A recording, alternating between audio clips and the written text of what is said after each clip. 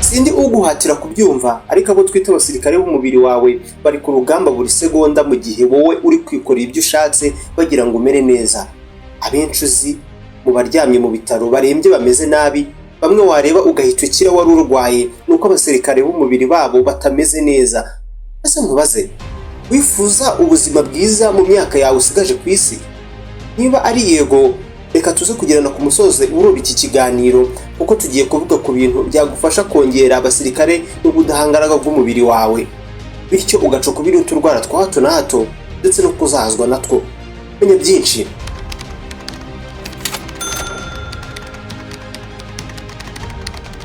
Kugira tuzabane mu biganiro by'ubutaha nk'ibi bitakugoye, manuka munsi y'iyi video ukanda ahantu handitse ijambo subscribe, nawe uzaba umbwira ukuntu ibyo bintu ari umuti. Reka tuvuge ko wifuza ubuzima bwiza no kuba udahangayitse. Reka tuvuge ko wifuza kuzabaho imyaka myinshi, hamwe uzajya byuka nta bitekerezo byinshi ngo ese ejo bigenze nabi, mbese nta makenga. Ibyo nta kindi bigusaba uretse kuntega amatwi byonyine. Iyo ufite ubudahangarwa bw'umubiri buke cyangwa se budafite imbaraga, uzasanga bibasirwa n'indwara za hato na hato ndetse zikanakuzahaza ku buryo bushoboka. Hari indwara nyinshi zica intege ubudahangarwa bw'umubiri ndetse zikanagabanya abasirikare b'umubiri, aho twavuga nka sida, diyabete na kanseri. Ariko hari imyitwarire tugiraho ya buri munsi ishobora kwangiza ubudahangarwa bw'umubiri wacu, kugeza igihe n'akarwara gato kazajya katunesha, kakatujujubya ndetse kagashegesha umubiri cyangwa se imibiri yacu mu buryo bukomeye. Birumvikana iyo mico niba ica intege icyizere cy'ahazaza hacu, ica umubiri imbaraga, tuyirinze twaba dutekanye. Dore ibintu 9 byagufasha kuzamura no kongera imbaraga ubudahangarwa bw'umubiri wawe, bityo ukabaho ubuzima bwiza. Niba uteganya cyangwa se ukaba unywa itabi, ndagusaba kureka itabi. Burya itabi ryangiza bikomeye ubudahangarwa bw'umubiri ku kigero kinini, aho ritera ibibazo bikomeye mu mubiri, birimo no kuba ryongera ibyago byo kwibasirwa na kanseri y'ibihaha ryifashishije uburozi bwaryo, ndetse rikazibiranya cyangwa se rikazibya inzira zitwara umwuka mwiza. Umuntu akibasirwa n'indwara za hato na hato z'ubuhumekero biturutse ku itabi.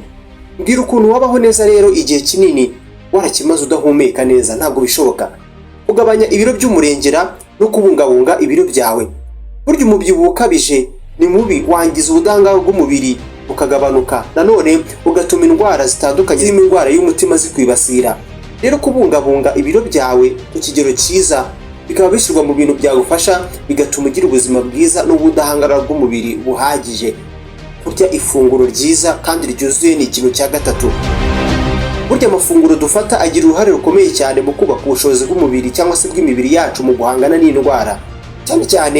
Cyane cyane bikunze kuba byiza kwibanda ku mafunguro akungahaye ku ntungamubiri nyinshi kandi zitandukanye. Aha twavuga imbuto n'imboga. Aya mafunguro afasha umubiri kwiyubaka, umubiri ukagira ubushobozi buhambaye bwo guhangana n'indwara zitandukanye. Kwirinda inzoga z'umurengera ntubyibagirwe, dore ko burya inzoga zangiza bikomeye ubudahangarwa bw'umubiri mu buryo bumwe cyangwa ubundi. Kunywa inzoga z'umurengera ni bibi kuko bitera indwara zitandukanye mu mubiri, harimo n'indwara y'umwijima na diyabete. Ni byiza kugabanya inzoga z'umurengera, ukanywa mu rugero, ukirinda kunywa inzoga nyinshi cyane ko zakwangiza bikomeye, nawe uzingura guserebura cyangwa se uri kwishimisha. Gusinzira bihagije ntabwo twabisiga. Gusinzira bituma umubiri uruhuka, umubiri ugafata igihe gihagije cyo kwiyubaka no kwisubiza ku murongo. Iyo umuntu ataruhuka bihagije, umubiri we uhorana umujagararo, indwara zitandukanye zikaba zamuzahaza byoroshye. Iyo buri indwara z'ibicurane si akarwara koroshye se, ariko karamuzahaza. Mu buryo busanzwe umuntu aba agomba kuruhuka akaryama byibuze amasaha 8 mu ijoro. Ibyo bigafasha umubiri we cyangwa se wawe wowe ubikora.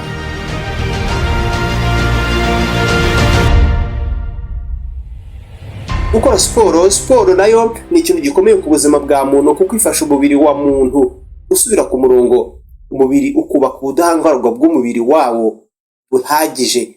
Ndetse uzasanga abantu bakora siporo batazahazwa n'utugwara twa hato na hato. Gukaraba intoki kenshi nicyo kintu cya 7. Burya intoki zibaho udukoko twinshi. Mu gihe ufite intoki zanduye biba bivuze ko zuzuye mikorobi nyinshi n'udukoko bishobora gutera indwara. Bityo gukaraba intoki kenshi biguha amahirwe yo gukuraho no kwica za mikorobi. bityo ukaba ugabanyije ibyago byo kwandura izo ndwara. Kwirinda ibintu byagutera stress cyangwa se umuhangayiko.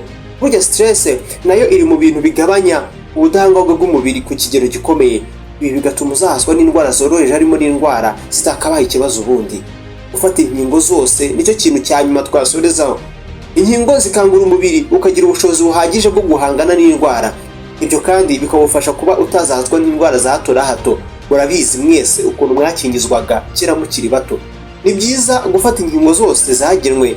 Ibi bikaba bigufasha bikanubaka ubudahangarwa bw'umubiri mu guhangana na za ndwara wakingiwe. Ubudahangarwa bw'umubiri ni ikintu gikomeye kuko nibwo buturinda indwara zitandukanye bugatuma zitadufata.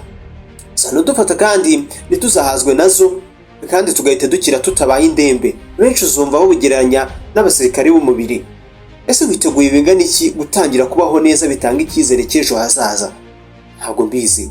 Menya byinshi kugira tuzabana ubutaha. Manuka munsi y'ivideo ukanda ahantu handitse subscribe, ubundi tujye tubana ubudacikanwa cyangwa se ubudacikwa. Mugisha niwe wumvaga, tuzahure mu kiganiro cy'ubutaha.